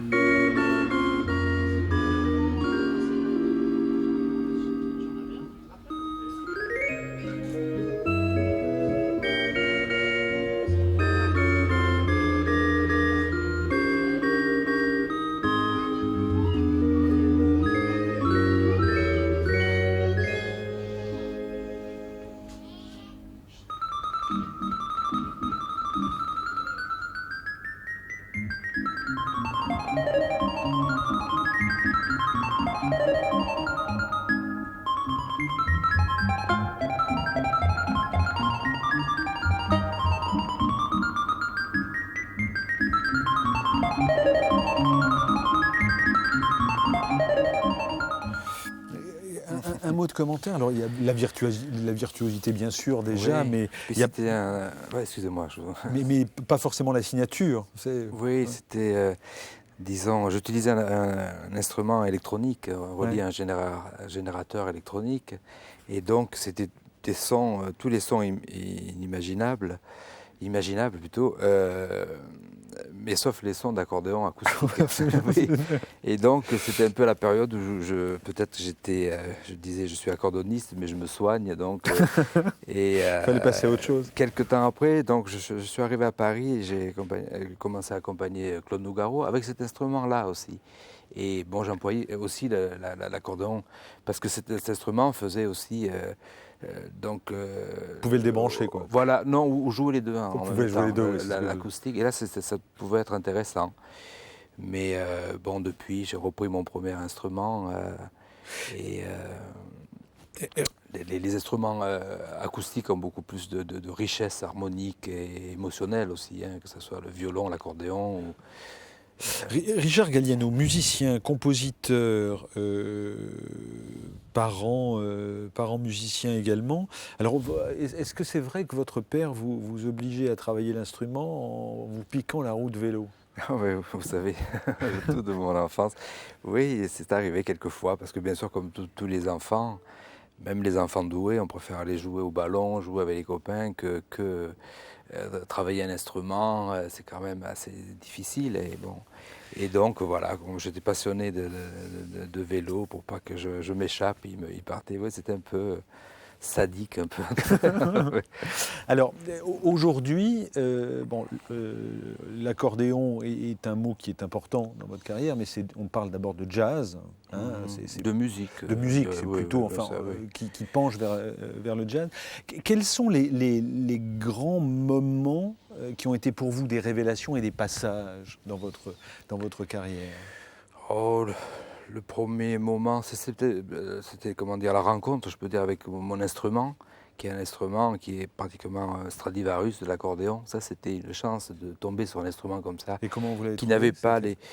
C'est ma grand-mère qui m'a offert. Hein. Ouais, c'est celui-là qui m'a offert cet instrument. Oui, alors c'est l'objet que vous avez. Hein, voilà, c'est l'objet que j'ai. Et via mon père, bien sûr, qui m'a trouvé cet instrument. Et donc, tout de suite, j'étais sur cette voie. Et c'est très porteur, je veux dire, pour un enfant qui travaille sur un bon instrument. Dès le départ, je crois que c'est très, très, très important, quoi, hein. Ça donne envie. Oui. Et l'envie, c'est le moteur de tout. Après, bon, des disques de jazz américains enregistrés par des accordéonistes de jazz. J'avais 12 ans à peu près. Et donc ça m'a montré qu'il y avait d'autres voies à suivre dans l'accordéon que celles qu'on entendait dans les années 60. L'accordéon qui était, entre guillemets, ringard, instrument. Il y avait carrément un racisme par rapport à l'instrument. C'était Joe Priva, quoi. Ouais. Non, Joe Priva, c'est parmi les grands accordéonistes. Mais enfin, je ne vais pas citer des noms, on ne va pas régler des comptes. Voilà. Et puis, donc, à l'âge de 20 ans, après, bon, j'ai fait des expériences, comme vous avez vu tout à l'heure, avec l'électronique, aussi dans la musique classique. Et puis, dans les années 70, je suis arrivé à Paris et j'ai travaillé tout de suite pratiquement avec Claude Nougaro. Et, vous avez dirigé son orchestre après. Voilà, dans le monde de l'accompagnement, donc avec Barbara, avec Reggiani, aussi des moments magnifiques où j'ai appris le métier de musicien en studio aussi. À l'époque, les musiciens travaillaient beaucoup en studio. Et donc, bon, il a fallu quelques années pour que je réalise que je n'étais pas venu à Paris simplement pour être accompagnateur ou musicien de tout terrain. Et donc là, il y a une rencontre très, très, très importante. C'est la rencontre avec Astor Piazzolla qui m'a montré que les choses étaient possibles, qu'il fallait réaliser ses rêves d'adolescent, de jeune. Et après ces conseils qui m'ont donné beaucoup enfin, la force de faire de penser que je pouvais tout simplement gagner ma vie en faisant, comme je vous disais, l'accordéon, la musique, c'est mon hobby, c'est ma passion et c'est mon métier. Quel luxe. Et oui, je réalise maintenant à 56 ans que c'est vraiment... je crois que s'il y a une réussite, c'est ça, quoi, pour moi, dans la vie. Astor Piazzolla, concert 1987, festival Nancy Jazz Pulsation. Piazzolla est mort il y a 15 ans. Et puis il parle aussi des spécificités du bandoneon dans ce petit extrait que nous avons retrouvé. Regardez.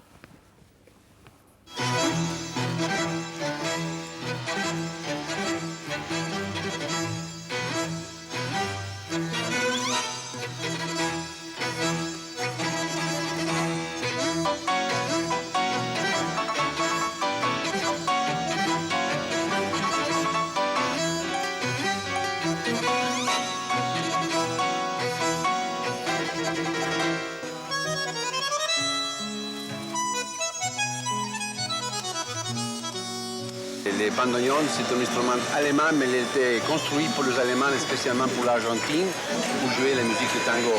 Pour ça, il a un son très spécial, très triste, très mélancolique. C'est un autre son. L'accordéon, c'est un instrument pour la joie, pour les fêtes, tout ça. Mais le bandoneon, non. Le bandoneon est noir, la chemise est noire, tout est noir. C'est ça, ça ne veut pas dire que nous sommes fascistes, attention. J'aimerais bien avoir une copie de ça. Ce sera avec grand plaisir, il n'y a aucun souci. Chemise noire aussi, et vous n'êtes pas fasciste pour autant. Non, mais c'est vrai que je crois que c'est une belle tenue pour...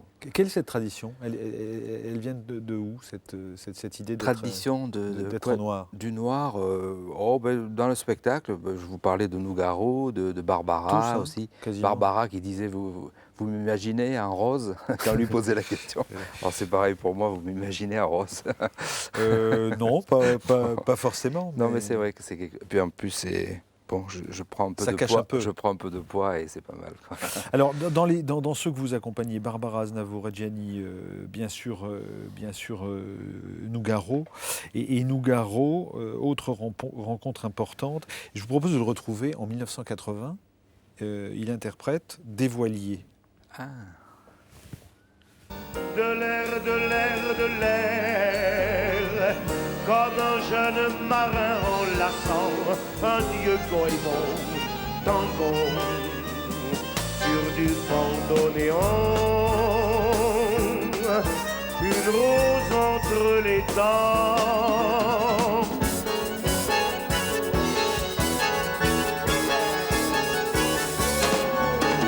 Viens, gonfle-toi, bateau ivre d'un vent de joie. Ô saphir, ô mon vaisseau zéphyr, nous allons découvrir enfin la vie.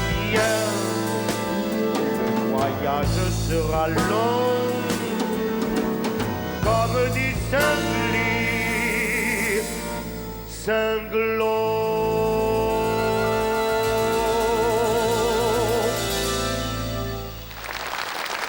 Alors, vous n'étiez pas en rose, mais en rouge. C'est très émouvant, ça. Hein, et vous aviez les cheveux longs. Et par ailleurs, c'est une chanson que vous avez écrite pour... Oui, c'est la première chanson que j'ai écrite. Enfin, j'ai écrit la musique. Et Claude a gardé le texte pendant une année. Et un jour, il m'a montré le texte qui s'appelait Dévoilier. Donc, ça m'a surpris. Oui.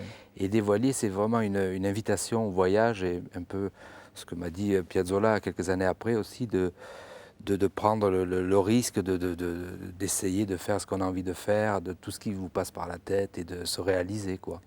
Donc c'est à travers ce texte, c'était vraiment... Vas-y, quoi. Hein. Et finalement, la boucle est un peu bouclée là avec... Enfin, pas définitivement, j'espère, mais avec ce dernier disque, parce que j'ai réenregistré avec le groupe, donc Dévoilier, et on a fait ce voyage aussi physique d'aller au Brésil, Sao Paulo, et d'enregistrer, alors là, d'une manière beaucoup plus acoustique, en trio, violon, violon, contrebasse et accordéon. Alors, entre les deux, il y a French Touch avec Jenny Clark et Daniel Humer, c'était en 98. Vous avez fait un concert à la Scala avec Portal. Oui. Et donc là, quand même, on voit bien que vous êtes dans des... Vous cherchez, quoi. Vous êtes toujours en train de chercher. Hein. Oui, c'est pas que je cherche... Je ne veux pas dire que je cherche pas, je trouve, mais presque. Disons que ce sont des rencontres qui se font comme ça. La rencontre avec Portal, elle remonte à une vingtaine d'années. Et c'est Michel qui m'avait téléphoné pour participer à un de ses disques, qui s'appelait Turbulences, d'ailleurs. Ouais. Et toutes les rencontres avec Jenny Clark, avec les musiciens avec qui je joue en ce moment, ce sont toujours des rencontres comme ça qui ne sont pas préméditées. C'est le hasard de la vie, le hasard de... D'abord, ça se passe avec un regard, un sourire, on joue ensemble, on voit que ça se passe bien, qu'on s'écoute aussi, parce que le dialogue est très important, c'est peut-être la chose la plus importante en musique. Comme me disait Daniel Humer, lorsqu'il joue la batterie, il ne s'écoute jamais jouer, il écoute les autres. Et moi, c'est vraiment ce que je fais aussi. Parce que si on s'écoute soi-même, c'est comme se regarder dans une glace et on voit que les défauts. Et puis bon, c'est plus enrichissant d'écouter les autres, c'est sûr. Alors aujourd'hui, avec le parcours qui est le vôtre, quelles sont les curiosités que vous avez encore par rapport à la musique? Quels sont les endroits où vous vous dites, tiens, là, j'ai à gratter? Oh, je ne sais pas, c'est plutôt dans la continuité, quoi. C'est cette passion qui vient de l'enfance. À la fois, j'aime toujours autant les choses que j'écoutais lorsque j'étais jeune. Donc, c'est pas que je cherche des rencontres nouvelles, c'est que j'attends qu'elles arrivent comme ça. Et donc, c'est pas un souci pour moi de me dire, tiens, il me reste encore ça à découvrir ou quoi. Je sais pas, c'est des choses qui viendront naturellement, quoi. Tout à l'heure, je vous ai dit jazz, hein, et vous m'avez dit non musique. Pourquoi est-ce que vous avez tiqué sur jazz? Oh, parce que jazz, c'était peut-être un peu trop sectaire, trop... Premièrement, la définition du jazz, c'est difficile. Enfin, c'est pas difficile pour moi, c'est très clair. C'est les musiciens noirs américains qui ont inventé cette musique. Comme le tango, les Argentins avec les immigrés, ce sont toutes des fusions comme ça. Le musette en France aussi, c'est une fusion de Français, Paris, et les Italiens immigrés. Donc vous préférez musique? Je préfère musique et le mélange. Par exemple, le fait de jouer une valse musette, comme j'ai enregistré Indifférence ou Flambée Montabanaise, qui sont parmi les plus belles valses musettes composées par Gus Viseur, Tony Murena. Et le fait de jouer ça avec des musiciens vénézuéliens, brésiliens, un bassiste de jazz, ça vous ouvre d'autres possibilités. Et aussi, c'est bon, ces compositions ont tellement été magnifiées par les gens qui les ont composées, que c'était une manière de donner un nouvel éclairage à ces compositions. Et aujourd'hui, donc apparemment résolument acoustique. Complètement. Puis j'ai un tel attachement à mon instrument. C'est un bel outil. Hein. Puis il y a un rapport non pas de force, mais parce qu'à la fois, c'est un instrument, c'est comme une voiture de course, quoi, je veux dire. Et je sais que lorsque je le sollicite, il est là, c'est comme un violon. Pourquoi il y a des Stradivarius, pourquoi il y a des... Celui-là, d'où vient-il? D'Italie? D'Italie, oui. Il y a de bons facteurs en Italie. Oui, il y a un petit village qui s'appelle Castelfidardo, près d'Ancona, où depuis des décennies sont fabriqués les meilleurs accordéons pour la planète, quoi. Voilà. Michel Sonnet, qu'avez-vous entendu de Richard Galliano? Comment est-ce que vous le... J'ai entendu, d'abord, moi, pas derrière, j'ai entendu effectivement tout le Nougaro dont j'ai pu m'abreuver. Puis, moi, un de mes absences, c'est la musique, c'est-à-dire que je suis incapable de lire une note, tout ça. Donc, le disque aide beaucoup, et que le jazz fait partie de ma compagnie, de ma compagnie permanente. Et je trouve intéressant aussi que finalement, l'accordéon, c'est un piano migrateur. Hein, c'est ça qui est, bon, on dit l'expression un peu bête, le piano à bretelles, mais c'est surtout un piano de voyage. Moi je dis le Steinway à bretelles. Steinway à bretelles, oui, mais c'est un instrument qui est tout de suite mêlé à la vie des gens. Bien sûr. Hein, tout à l'heure on parlait aussi des circulations avec les Roms et tout ça, et pareil, je veux dire, tous les peuples voyageurs ont l'accordéon parce que ça... Puis on le trouve dans tous les folklores, hein, que ce soit dans les pays de l'Est, que ce soit au Brésil, sur toute la planète, hein, c'est sûr. Avec justement le violon, la contrebasse, donc les percussions. Donc c'est presque une formation folklorique que j'ai ce soir. C'est un vrai patrimoine. Israël Galvan, est-ce qu'il y a l'instrument accordéon, est-ce que ça peut être utile au flamenco? Sí, bueno, yo le he hecho a mi hermana, ¿no? Un baile, ¿no? Que se llama la francesa. Qui s'appelle la française, la francesa. Y digamos, et en fait, l'élément musical principal est l'accordéon, bien sûr. Comme quoi. Je vous propose qu'on termine cette émission avec quelques références cinématographiques. Jean-François Stévenin, Marie Ferré, un film de René Ferré. Il a suffi que maman s'en aille. Un sexagénaire, Jean-François Stévenin, retrouve sa fille après un divorce. On est loin de tous les clichés qu'on peut imaginer. On est plutôt dans l'exigence classique de René Ferré. C'est d'ailleurs la propre fille de René Ferré qui joue le rôle de la gamine. Un petit défaut, l'image est numérique et sa qualité est moyenne. Nonobstant, extrait de ce film, Il a suffi que maman s'en aille. Dans à peu près 50 ans, j'aurai ton âge, c'est ça? Et toi, dans 50 ans, t'auras 109 ans. Bah quoi? C'est pas vieux, 109 ans. C'est comme ça que j'ai compris que t'étais pas si vieux. Tu sais, ma pauvre chérie, quand t'auras 50 ans... Bah quoi? C'est jeune. Toi, t'es jeune, hein, toujours. Ah si, c'est toi qui le dis.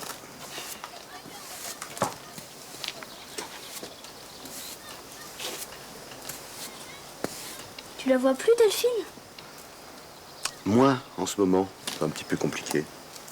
Tu devais pas aller à Venise avec elle? Si. T'y vas plus? Si, on y va. Tu pars quand? Vendredi, jour des vacances. Tu te dépêches un peu? Oui.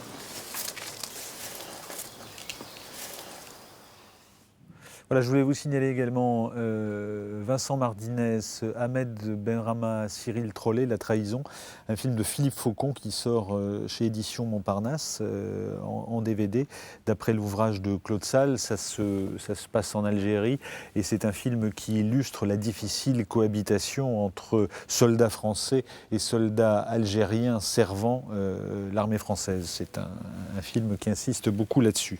Je voulais vous signaler aussi le défi de l'Associu Scopre à Marignana. Alors, je vous explique, on est en Corse et c'est une équipe dynamique qui est réunie autour de Paul Checaldi et qui veut relever le défi de faire vivre à l'année au sein du monde rural en Corse la culture, comme dans les zones rurales.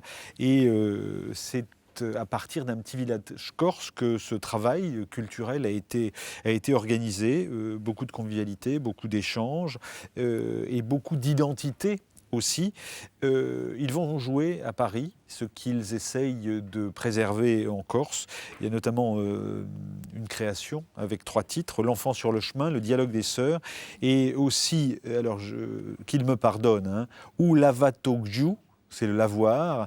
C'est une pièce qui a été écrite par Durvin et Hélène Prévost, adaptée et mise en scène par François Bacland. Elles sont jouées par des amateurs, dans l'esprit que je vous indiquais tout à l'heure, et ce sera chaque jour, 22, 23 et 21, 22, 23 février, au Centre Dunois à Paris. Avant d'écouter Richard Galliano, je voulais simplement vous signaler 2 ou 3 références littéraires dont vous trouverez bien sûr les coordonnées et les précisions sur notre site internet. Nadine Vasseur, je ne lui ai pas dit que j'écrivais ce livre. Ce sont des enfants de survivants des camps de concentration qui témoignent de cette transmission ou de cette non-transmission. Gita Sereni, Un bourreau parle, Franz Tangl, commandant de Treblinka, c'est publié chez De Noël. C'est une série d'entretiens qui avait été faite il y a quelques années avec le commandant de Treblinka. On est là aussi dans la banalité du mal. Et puis, pour ceux qui nous regardent dans les prisons françaises, La prison vue de l'intérieur, Regards et paroles de ceux qui travaillent derrière les murs, c'est publié chez Albin Michel. Ça dit, comme d'habitude, l'état lamentable de nos prisons, mais ça dit aussi le travail parfois excellent que font, que ce soit les visiteurs de prison ou les travailleurs sociaux dans les prisons. Richard Galliano, son quartet Tangaria, et on parlait tout à l'heure des inspirations brésiliennes. 2e extrait de l'album, Luz Negra, Gno Sienne, d'Eric Satie.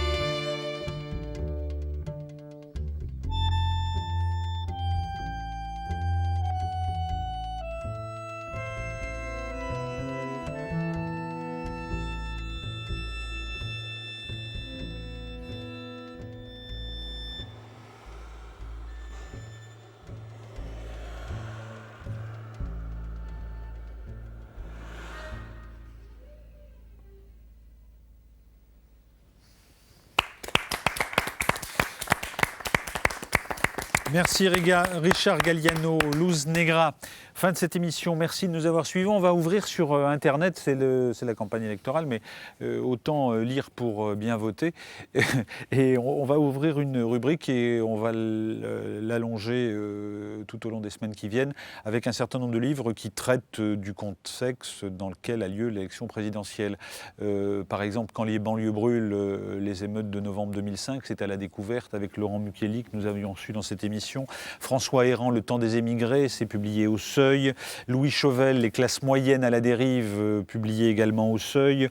Pourquoi la droite est dangereuse de Jacques Généreux, au Seuil toujours, ainsi que La dissociété. Ensuite de Paul Morera, Les nouvelles censures, dans les coulisses de la manipulation de l'information, chez Robert Laffont, et de Jacques Cotta, 7 millions de travailleurs pauvres, la face cachée des temps modernes, c'est publié chez Fayard. Tous ces titres, vous les retrouvez bien sûr sur le site internet, et on va décider d'appeler cette rubrique « Lire pour bien voter ». Voilà, merci de nous avoir suivis. Merci messieurs, vive les plantes, vive le flamenco, vive la littérature bien sûr, et vive la musique. La peine de mort n'a toujours pas été abolie aux États-Unis et il y a toujours autant de surpopulation dans les prisons françaises. Bonsoir, bonne nuit, à la semaine prochaine.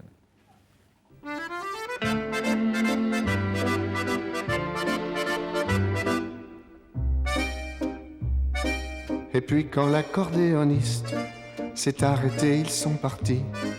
Le soir tombait dessus la piste, sur les gravats et sur ma vie. Il était redevenu tout triste, ce petit bal qui s'appelait.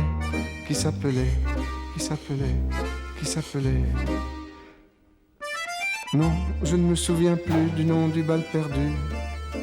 Ce dont je me souviens, c'est de ces amoureux qui ne regardaient rien autour d'eux. Il y avait tant de lumière avec eux dans la rue. Alors la belle affaire, le nom du bal perdu. Non, je ne me souviens plus du nom du bal perdu. Ce dont je me souviens, c'est qu'on était heureux, les yeux au fond des yeux. Et c'était bien. Et c'était